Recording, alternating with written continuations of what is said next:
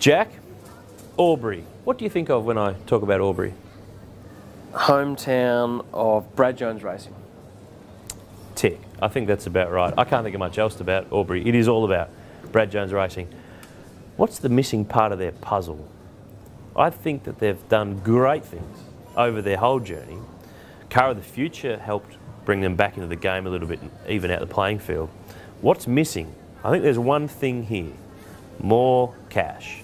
That's what they need. Yeah, and it's what more cash will do for you as a race team. And for them, you know, they're struggling with consistent speed. So to extract consistent speed, you need... Consistent spend. Yeah, well, consistent spend, but, you know, you need a bit more brain power. Now, that's no disrespect to the people that are there at the moment, but I think they need more of a chief engineer type Ludo sort of role that can help take them forward. And you know, they've got great people there, like Phil Keed is one of the best engineers in the category, but I think you need a couple more Phil Keeds there to make sure that you're there week in, week out, because... I probably disagree with you though. You think so? I think the money goes to the technology than the personnel. I think their personnel are fine.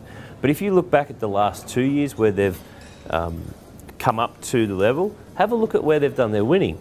It's in the first half of the year. Their second halves of the last 2 years have been pretty ordinary. They've dropped right away because they haven't, from the outside looking in, been able to maintain that ongoing development to keep up with the Triple 8s, the HRTs, the FPRs, who might have their slumps along the way, but generally are still racking up results. Start of the year, middle of the year, end of the year.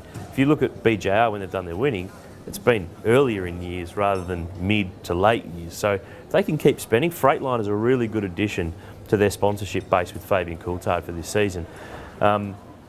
If they can just expand that, I think that's the only really missing element. They've got great chemistry, they've got good people.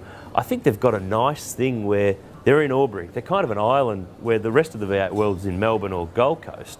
So clearly, the country living, community style, I think what they've built in that, it's a family race team, and I think it works really, really well. So just throw some more greenbacks at it, and that's what they're missing. Well, I mean, I do take my hat off to them for putting together, you know, the brothers for putting together such a cool team and having the results, as you say. And yeah, I mean, I think like their drivers are good. Their two-strike bowlers in Fabian Coulthard and Jason Bright are definitely in the top 10 of the category. And you know, if they can work out how to give them that consistent race-winning package, they will definitely be able to challenge for a championship. And like you said, Fabian's been in a position where in the first half of the season he's been fighting, and he hasn't in the second half. So yeah, like I said, good new sponsorship there with Freightliner, and that's pretty important. And I would suggest that in the years coming forward with the new Gen 2 rules, that they'd be looking to entertain the idea of a new manufacturer that would really suit BJR. I think one other small element that would really help them, particularly later in the year, is a big dog endurance co-driver signing. And I think they're one of the teams that is affected by the current methodology of co-drivers where you can't pair your rig. Could you imagine Bright and Coulthard together, piece the liveries together to make it happen? Suddenly that's a race-winning combo at Bathurst. At the moment, with no disrespect to Luke Gilded or Andrew Jones, but those guys don't drive every, you know, all the way through the year. Andrew's doing the DVS, so he gets some miles. It's so hard. I think it's really unfair for the co-drivers, the way they get sort of thrown in for 3 events a year, and they have to perform on grand final day having not trained all year, you know, virtually. I think that's another piece of the puzzle that team would really benefit from, but I don't think it's something that's probably really on the horizon. Fabian, you've been amongst the Brad Jones Racing Group now for a few seasons. Will 2015 be the season? Definitely hope so. You know, we're going to work very hard towards that goal. You know, we've had good speed, you know, last season, and you know, there's no reason why we can't, you know, in the break, make the car better and you know, really contend for those race wins and podiums. When everything's clicking well, it really does work well for you, doesn't it? It does. You know, our cars are very strong on some circuits. You know, we've got a few areas of improvement on tracks that have got a lot of curbs, and where you really have to, you know, really maximise that part of it. So, you know, as long as we can work on that and make our cars better in those areas, I think that'll give our championship position a lot better come the end of the year. A lot of people talk about consistency. That's really the key, isn't it? Oh, look, it's just, you know, it just happens to be that way. You know, we keep out of trouble. You know, we've been quite lucky in that aspect over the years, and you know, it's good that we can, you know, put races together, you know, collect the points, and obviously, you know, the aim is to win championships. This team especially has always been strong at Bathurst. You were very quick in the qualifying this year. that race especially is a big box for not just yourself but this race team. Yeah, especially Brad. You know, like they've come close many times in the early days of V8 supercars. You know, myself and Bridie and Dale, obviously we're trying our utmost best to get the result for the team, but you know, to have that lap record there at Bathurst is pretty awesome. But yeah, I'd like to be able to hold the trophy with it.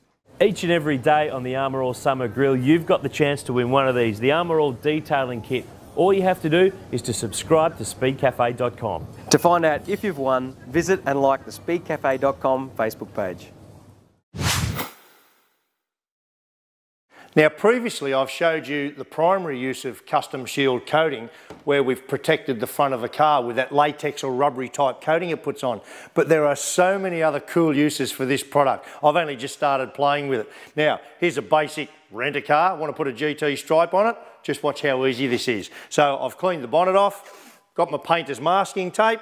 Now just watch how simple it is. I've put some guide marks down on the bonnet, so I'll just run that down to where I want it to go. Right about there, and hang with me while I just tape this up and mask this off.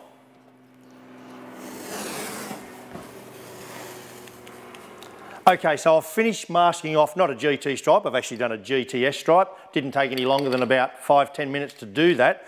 Nice clean bonnet, even give it a little bit of a polish if you like. Now, with our product, remember we're going to do 4 coats.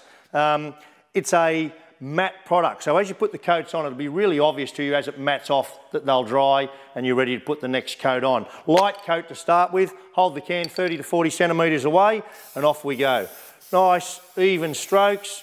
I mean, this is really, really simple. And this stuff, once it's on and dry, you'll get months of use out of it. I mean, it'll be good for a cruising season. And just think of some of the fun you can have with your car or blackouts.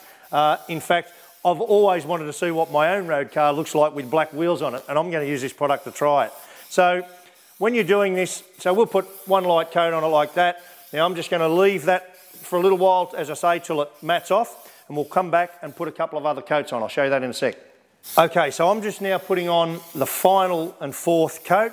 Again, just, you can see 30 to 40 centimetres, nice even strokes, and do this in a well-ventilated area like I am here. Outside's not a bad thing, but I'd do it in the shade.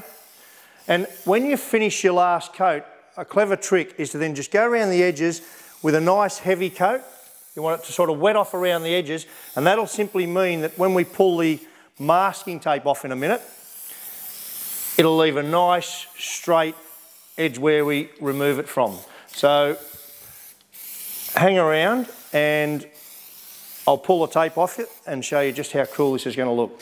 I'm just going to remove my masking tape. Now, as I said, we've wet around the edges. Nice and simple. Pulling away from the paint. And the last little bit. Now that's cool. Now, imagine arriving around at your mate's place with a GT stripe on that you didn't have on yesterday. So there you go, there's our finished product on our rental Commodore. Now, I know you're thinking what I'm thinking, would probably look a little bit better if it was a Falcon GT stripe, but hey. Now, I know what you're now thinking, how the hell do we get this off? Now, just watch this, this is really cool, because it's a rubber latex-like finish, won't damage your paint, you can leave it on there for a long time if you like, but as soon as you want to get it off, just start from an edge, literally get your fingernail under it, and I'll use this edge here, and just get your fingers under it, and watch this, it literally peels like, kind of like peeling a sticker off or a decal. Now watch this. And there's no smoke and mirrors here. This is what I've just put on the car. And when it comes off, you'll see, look at that, just back to the original finish. Absolutely sensational.